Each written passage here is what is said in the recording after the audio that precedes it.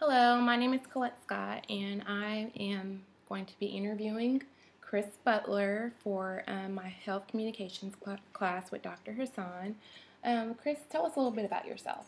My name is Chris Butler. Mm-hmm. I'm originally from the Caribbean. I've been living in the States for over 20 years. Okay, and what's your background? What industry do you work in? I work in the mental health industry. Mm-hmm. I'm a psych tech.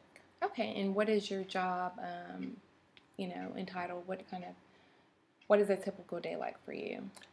I work mainly at nights with 4 to 12-year-old kids. Okay. So during the night, I do a lot of paperwork, but in the mornings, we wake them up so they can take their medicine and start off their day. Okay, Do and vital signs and do phlebotomy work and whatnot. okay, and what are the age group? What age group do you usually work with?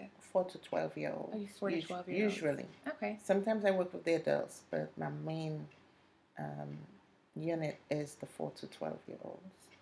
And what are some of the things that you see going on with them normally? Like, what are some of the main problems that they have? Lately, it's been a lot of behavioral problems. There's some that are bipolar. We have a lot of ADD, attention deficit disorder, or ADHD, attention hyper deficit disorder. We have a lot of those, a lot of oppositional defiance disorder, but mainly a lot of behavioral disorder, a lot of behavioral issues. And how does a child end up, in a psych hospital? Mainly because of something that happened either at school or at home that affects their ability to process, affects their behavior. So it might be in school they can't pay attention, or they're disrupting the class, or they just have no control over their behavior, and they might be smashing computers, hitting other kids, hitting the teachers.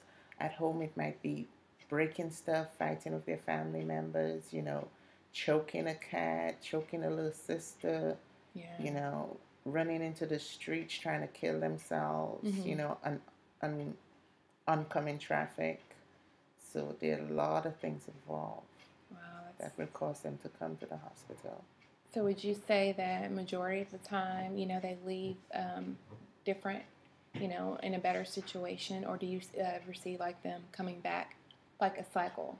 It is a cycle. A lot of times we see them coming back because they might get straight on their medicine, they might get stabilized, they might learn some skills in the hospital, but end up going back to the same environment they came from. They might have that parent that is mentally unstable that might not able to keep them on their medicine. So it's going back to the same situation. So, with parents being mentally unstable, does the government intervene, when they have a child and they have a parent that really isn't, mentally stable enough to make the best decisions for their kids? Well, with us, if it's on the outside, and CPS is called, then they have to intervene and investigate. With us, if we have a situation where a parent brings a child in, whether it's recommended by the school or some other facility, then if there are signs that shows the parent is neglectful or the child's been physically or sexually abused, we by law have to report it. So, when parents actually volunteer to bring their child there, is this something that's covered like with insurance, or do they actually have to pay out of pocket? How does that work? It's covered by insurance, yes. We can't deny, by law, you can't deny. It's just like a medical facility. You can't deny care, but usually it's covered by a private insurance or Medicaid, Medicare. And do you ever encounter kids that don't have insurance that actually come there? I don't. That aspect, that part of the hospital, I don't deal with it. I'm sure there are, and probably they will take them for that day and maybe refer them out to a facility that might be able to assist in, care. But usually for kids, there's a a facility, something in place that can probably, like maybe emergency Medicare or something like that. That can help That them. can help them. And what are some of the common things, like, as far as, like medications and so forth, that do they usually take pretty much the same type of medication, most of these kids? Yes, mainly, as I said, for ADD, ADHD, stuff that they're taking at home, Mm-hmm. and probably they fall out or they stop taking their medicine, or it needs to be adjusted, either increased or decreased or Mm-hmm. changed totally. Like that certain medicine, Vyvanse might not be working for them. They might need to go on Adderall or, Mm-hmm. change it up a bit, when they're growing for a growth spurt where they need to increase it. So they might be on medicine and they come to adjust it at the hospital because of their behavior, or they might not be on any medicine at all and need to be put on medicine. So you have some parents that are probably against, medication, but their kids do have issues. Do you guys deal with those kids, or is it just kids, that have to take the medication? Well, usually we try to educate the parent because Uh-huh. there are some parents, understandably, nobody really wants their kid on medicine, especially as young, imagine as 5 years old, Mm-hmm. But we educate the parent as to, hey, it's just a low dose. We're going to observe the child. Your child is safe. So we have to reassure and educate the parent as to what their child is taking. Have you ever had a situation where you have helped a child, to where they won't even need medicine anymore? Maybe as far as counseling, and maybe educating parents on ways to deal with, their kids. I wish I saw that aspect, but once they leave the facility, Mm-hmm. I don't get to encounter them. But sadly enough, seeing they come back, I know that's not more than likely the case. The majority of the kids that are on medicine Mm-hmm. might stay on medicine. Example that, seeing I've been doing it for 11 years, I've seen kids start off maybe about 10 years old, move to Mm-hmm. the teenage unit, move to the adult unit. I mean, I see them, over that period of time, grow up in the system. So, Oh, that's pretty sad. unfortunately, the ones that keep coming back, they're more than likely to be in that system for most of their life. The one that have maybe a one-time episode, Mm-hmm. you know, and a lot of time is depression. A grandmother died, and they might not be able to handle it or what have you. Mm-hmm. They usually, get better, get stabilized, and might not be on medicine for the rest of their life. Mm-hmm. So, is this, a field that you want to continue, like, your career in? Do you have any goals you want to work towards in this industry, or do you see yourself, getting out of the industry?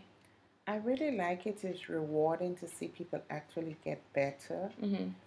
It's not like you go to a medical facility and somebody come in with high blood pressure, you get them on medicine, their pressure goes down, or they have a broken hand, you can see it, Mm-hmm. and you stitch it up and they get better and move along.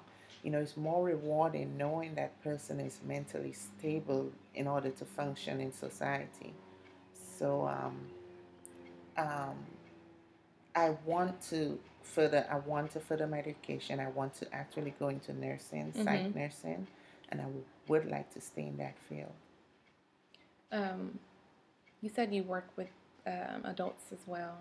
Would you prefer to stay, working with kids, or adults? How does that differ?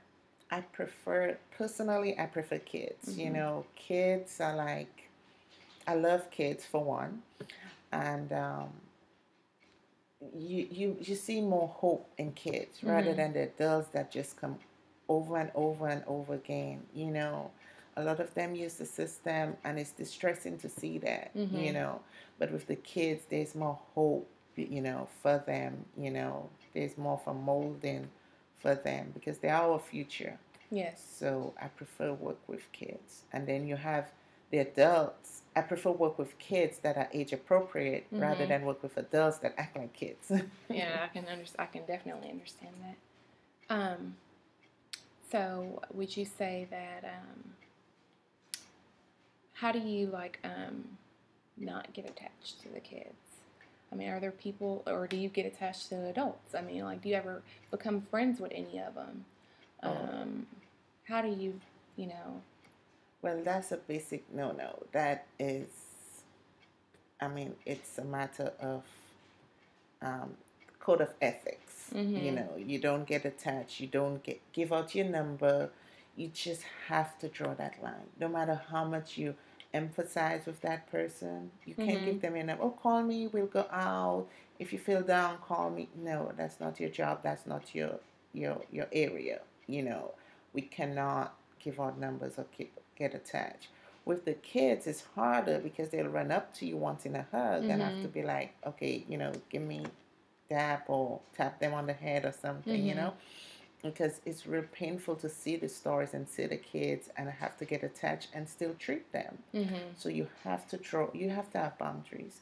Besides, some of them have been, even if they run up to you wanting a hug, you have to be careful. Some of them have been physically and sexually abused, So your response to them might trigger something in them, and that's a whole different issue. So you just have to keep your boundaries. Have you ever had an adult actually ask you for your number? And if so, how do you deal with that? What do you tell them? Yes, I have, but I just calmly tell them that I cannot. It's not professional, and that's not what we're here for. And I just redirect them to following their program and why they're here. And how do you, as far as when it comes to the kids, and I know you love kids, and I mean, how were you able to build up a wall, like to be able to build a wall to where you don't become attached?